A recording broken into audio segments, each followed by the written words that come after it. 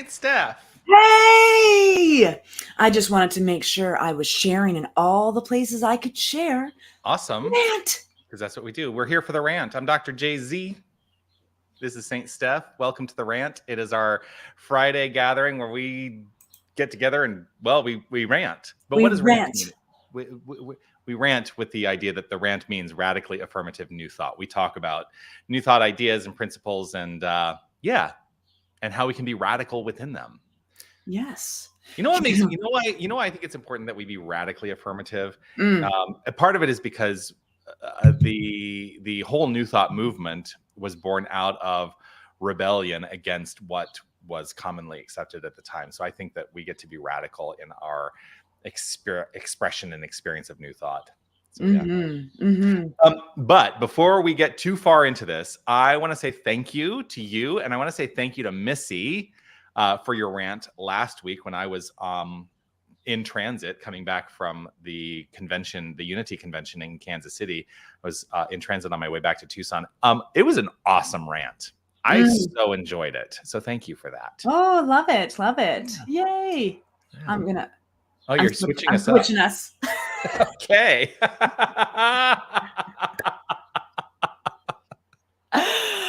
Oh, it was a wonderful rant. It's always so fun to rant with people, to get excited and passionate about new thought, right? Because it does ebb and flow like a lot of things, and there's a lot of movement, and then we get kind of stale because we're just in the minutia of trying to learn new things, and then we need a spark of inspiration and maybe have a conversation about things we'd never even thought about or in a new way. Yeah. So totally. Yes. When you were talking about that new thought was formed by radicals, I just think one of my favorite radicals in history that I love going to is Jesus. He was a radical. He was bringing something new to a time and a space that was very resistant, and it didn't stop him. He just knew that he had a purpose, and that he had to. It was all he could do. And so people think that's radical. And I tend to agree. I like to be radical because I believe in unconditional love and acceptance. Like, that's radical. Loving you for you and having no strings, no conditions. That's a radical experience. So that's my radical affirmative new thought, right? Yeah. Well, what I want to do is I want to push the envelope so that we are normalizing the radical. And mostly because for me, if I'm not like, I'm like formulating this in my mind as we're actually talking about it. In my mind, if I am not normalizing the radical, then I'm probably becoming an automaton and only reacting in ways that are expected and culturally acceptable, which is not always the right path.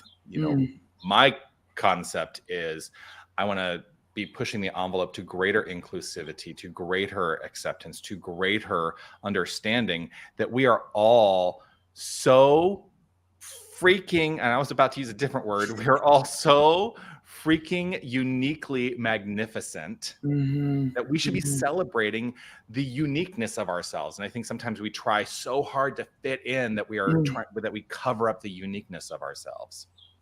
So I'm all about being radical. And you're right, Jesus was a radical. And then that also makes me think, in 1969, on this date in 1969, there was actually a radical response to what had been considered the norm. This is the anniversary of the Stonewall riots in New York, which is the birth, really not the birth of the gay rights movement. So so I'm celebrating that today. Yes.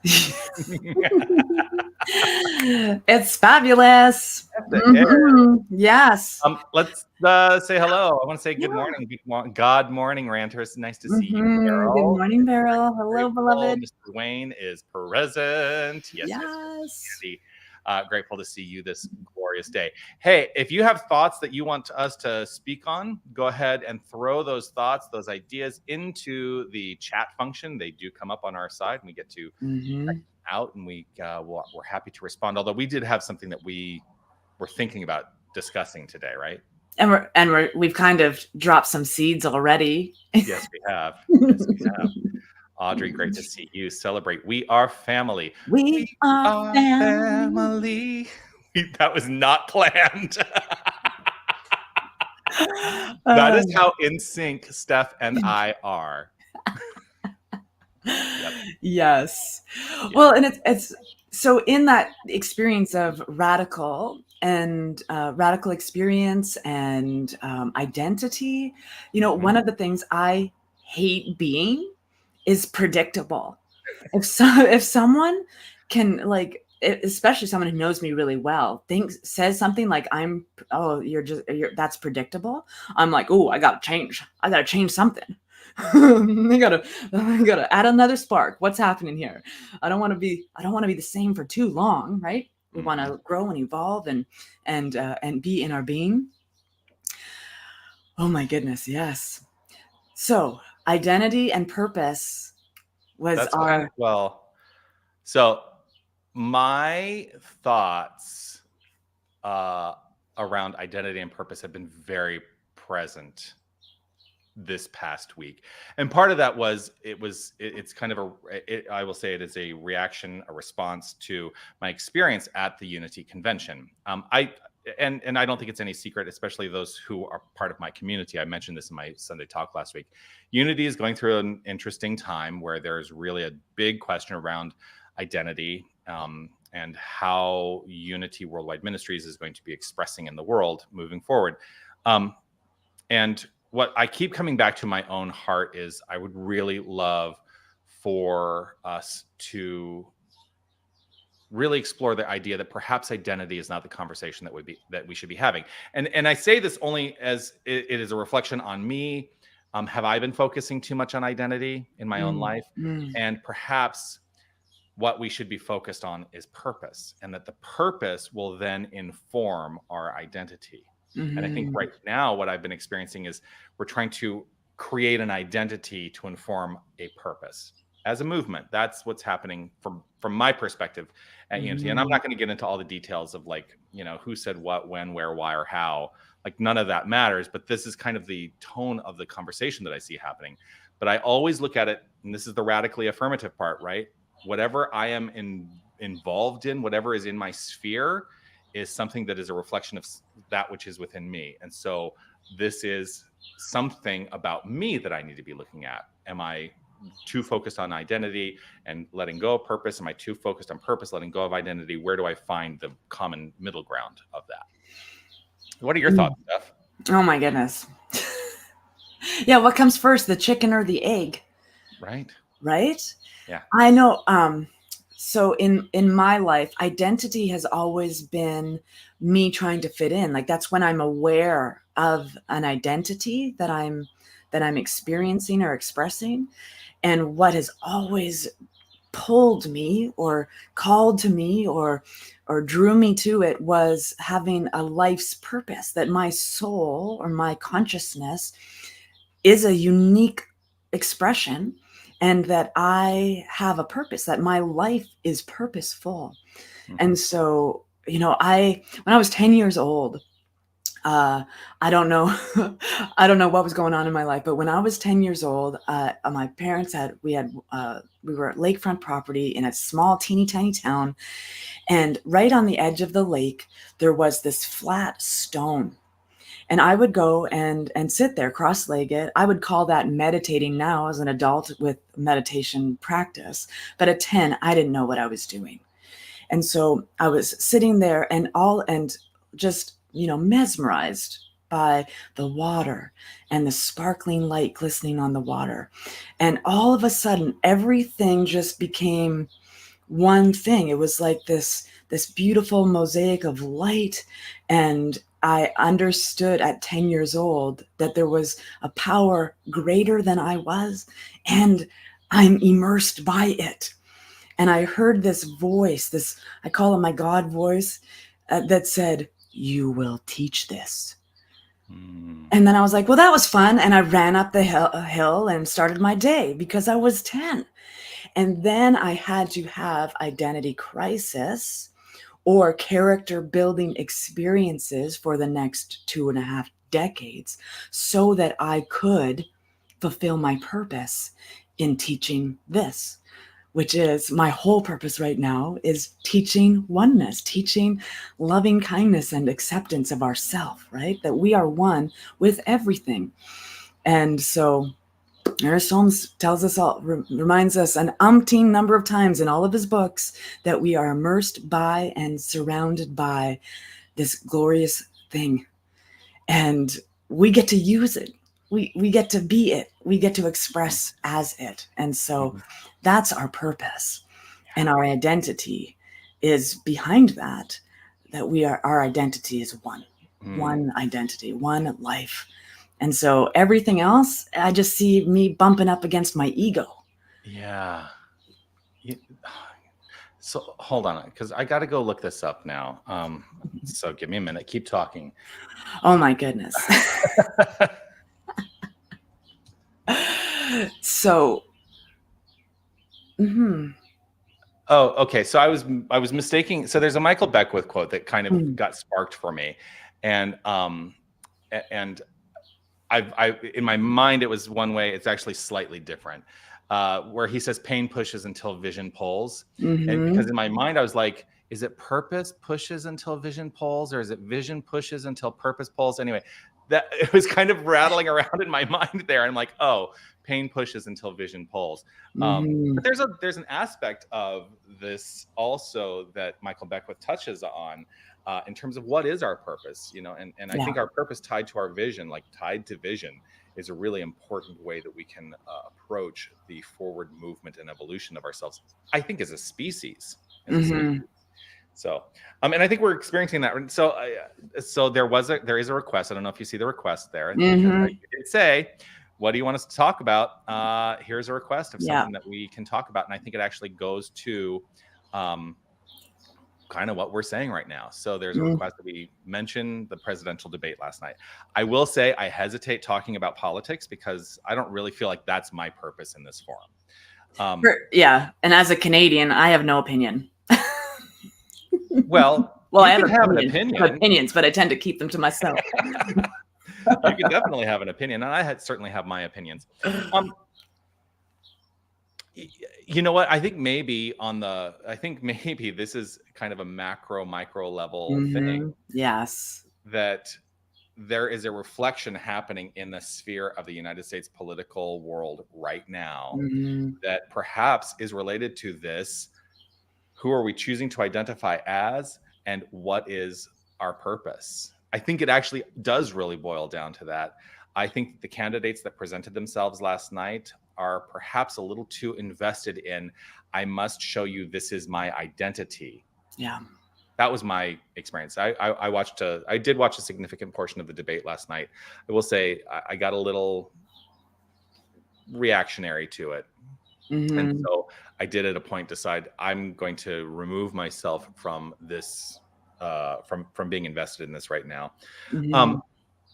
But I do think that that's kind of what's happening. Like, it's like, I must show you this as my identity, but it's not related to purpose.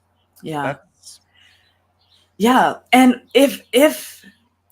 so going back to that, the concept of vision, you need to have a vision, right? Like having a purpose is like, okay, I know what I need to do, but having vision will propel you into exploring how that happens and making that express itself in its experience. I think identity is tied into the ego self, and a lot of it is the subconscious, collective conscious mind, because we elect these people who then turn around and we're like, oh my goodness, we can't see ourselves in them anymore. And so having a clear vision, knowing where we're going, direction is a huge thing. And so having, if you don't know who you are, you can be led anywhere, right? Mm-hmm. And so that's happened in the political realm of things, because mm-hmm. if you don't know who you are and someone sounds confident and might tweak an interest, you're going to go look at that and find the pieces that resonate with you, even if there's so many other things that don't resonate with you from that experience. And you try to fit in. That if you don't know who you are, you're going to try to fit in. There's a huge difference between belonging and fitting in. And that's the work, with Brené Brown a lot is belonging is different than fitting in. Fitting in is just, not sharing your opinion if you're in a room where your opinion might spark some fires, right? Yeah. You tend to, so if you're just fitting in, you're wearing the Letterman jacket, or you're trying to fit in, and so you join all the clubs and none of it really is who you are. It becomes who you are. Mm-hmm. So diving in and understanding, this is what we teach: self-discovery, self-awareness, self-actualization, the self. And so if you don't know who you are and you're watching a whole bunch of candidates, you're like, so can I want to launch off of that as well. Knowing who you are, I think, also is an invitation to remember that you don't need to be all things to all people. That's right. And part of what I see happening is candidates trying to be all things to all people. Well, I'm just going to talk about my ministry. When I first started off as a senior minister, there was an aspect of me. I was like, oh, I'm so excited to I've been hired to be the leader of a spiritual community, and I get to do the things. And then I worked really hard to not disappoint anybody. I was trying so hard to be all things to all people, and ultimately failed. Because what I was not doing was I was not being true to myself and not rooted in my own sense of vision and purpose. And I can't be all things to all people. None of us can be all things to all people. And I think if we were really to start allowing the grace, and it really is about allowing the grace of letting people be who they are and recognizing, I'm not going to resonate with 100% of who they are, except for you and me, Steph. We resonate with 100% of who each other is, right? Yeah, absolutely. That's a joke because we've had our own disagreements. And twice. But in the state of grace, we recognize that it's okay, that we don't have to agree on everything. And I think that's kind of what gets lost, is everybody's looking for the perfect leader. There is no perfect. There is no. It just doesn't exist. Yeah. So. And it goes back to everyone. Everyone is doing the best that they can. Mm-hmm. Yeah. And if they could do better, they would be doing better. Yeah. Right. I know that for sure. I'm doing the best that I can. You and I have had a similar start of our ministry. Always trying. Always trying to be everything for everyone. And what that got me, my first 5 years of ministry, was exhausted, burnt out, questioning everything, including my faith, because who has time? No one has time and energy to be everything for everyone. Right. And, it's the same in relationship. Being in a romantic relationship and trying to be what the other person wants them to be, wants me to be, that only leads to more conflict, more suffering, more pain.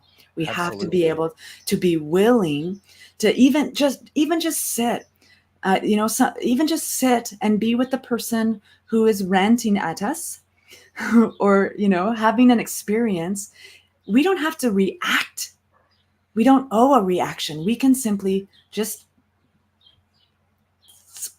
right? Yeah. I just have to laugh because did you see this comment? Although because William, you and I, of course, are very close personal friends. You might disagree with this, but I don't have the ego to ever want to run for president. That is not something I have any desire to do. Yeah. And William, I said that to Johnathan about 3 weeks ago. Yeah. Johnathan for president. Yes. Yeah. Yeah. Mhm. No, that's not something that I have been interested in. No, you just keep being you, bud. Yeah. And that's what Yeah. I'm going to do. You know, Yeah. I think about when so I'm verging on the political here. When I was moving away from Canada. So for those of you who maybe don't know, I did live in Canada for a while. And if you don't know where St. Steph is, she of course is in Winnipeg. I lived in Toronto for a while, moved back to Tucson in 2017. And there were people in Canada, friends of mine in Canada, who were saying, "Are you crazy?" I mean, I am an American citizen. I'm a US citizen. And they were like, "Are you crazy moving back in this political environment?" And I said, you know what? There's a part of me that feels like I can do better work by being present in the location than by stepping on the outside and reflecting on it from the outside. And so that was kind of, I mean, it wasn't an impetus for me leaving, but it was like, I'm okay with actually coming back to the United States, given a very challenging political atmosphere, because I think there's more that I can do as a spiritual leader within the context of it by being immersed in it.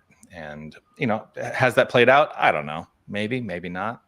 But I'm going to keep doing the work that I do in the way that I do it, because this is my path, and my passion is in this kind of work. So. Your purpose.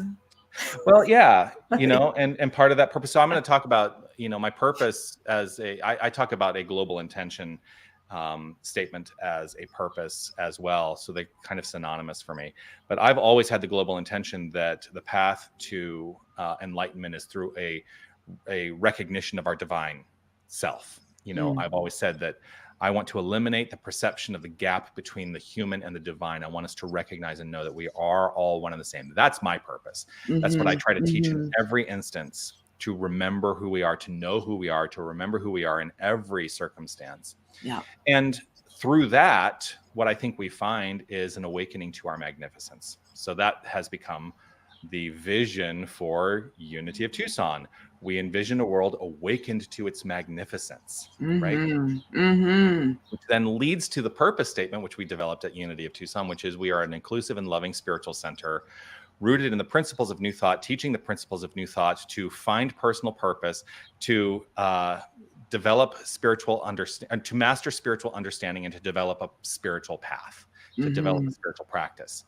That's basically our purpose here at Unity of Tucson. And what I have found is that the adoption of that idea has enhanced the quality of my life. I talk about it every single day, that my life is better, my life is more enhanced because of spiritual practice. Yes, absolutely. That was entirely my work and had nothing to do with anybody else. Yeah, it's the same with Wake Up, Say Thank You, right? That the first time I got on Wake Up, Say Thank You was me unleashing and releasing fear, like letting fear go and doing something in a public way, praying in public. Oh my goodness, people are like, I used to have a circle in the Kootenays when we were back in the Kootenays, and we met in a coffee shop. Oh, don't pray right in public. It's like, we should all be praying. We should all know how to do affirmative prayer efficiently and effectively so that the universe listens to us. And if other people are hearing what we're saying, it's subconsciously dropping into their expression and into their lives. Yeah. I believe, and it shows up in my life, this belief that if I'm not peaceful, the world is not peaceful. If I am peaceful, the world around me is peaceful. I have seen it in my life. And so when I am not at my best self, when I'm not my 100%, when I'm feeling low or my ego is getting in the way, oh my goodness, all the stuff around me starts to circulate and I have to find my peace. So when I find my peace, everything melts away and there's peace again. Yeah. That's how powerful we are to the whole Yeah. world. So thank goodness you're back where you are. Yeah. So you actually touch upon, we have a ritual here at Unity of Tucson that we engage in every Sunday. We light the flames of faith. Mm-hmm. And one of the candles that we have on our stage, we keep it lit 100% of the time. It's always lit. Just so we're aware, it is an electronic candle. There's no open flame in our building except for me. But we keep it lit. It's called the peace candle. And I talk about the peace candle every single Sunday, saying that the peace candle, we keep it consistently illuminated as a reflection of the consistent illumination of peace in our own hearts. And as we, each and every one of us, individualizes that peace through our thoughts, our actions, our intentions, our interactions, our relationships, that right where we are creating world peace. Yeah. Mm-hmm. And that is the path to peace. It's not trying to stop the war out there. It's allowing the release of the conflict within the self, and yes, everything in the world then becomes a reflection of that released conflict. Mm-hmm. That's what I believe. And I will hold firm in that resolve. Well, as long as I'm here on this plane of action, and probably even beyond that. And even beyond. Yeah. So there's a good question from Audrey. Yep, bring it. What was Jesus' purpose? I think I know.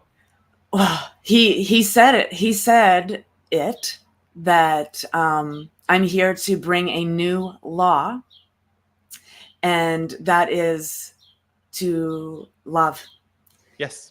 Yep. To let go of the old law and renew. Here's the three things that you do to get that love. This was his purpose. Well, first it was to teach New Thought principles 2,000 years ago. But love God with all your heart, with all your soul and all your might. Mm-hmm. Love your neighbors as you love God, and love yourself as you love your neighbors. That's what he was teaching. And so that's what his purpose was, to teach New Thought principles. I say that Jesus was the first religious scientist because I think that there's arguments that can be made that there are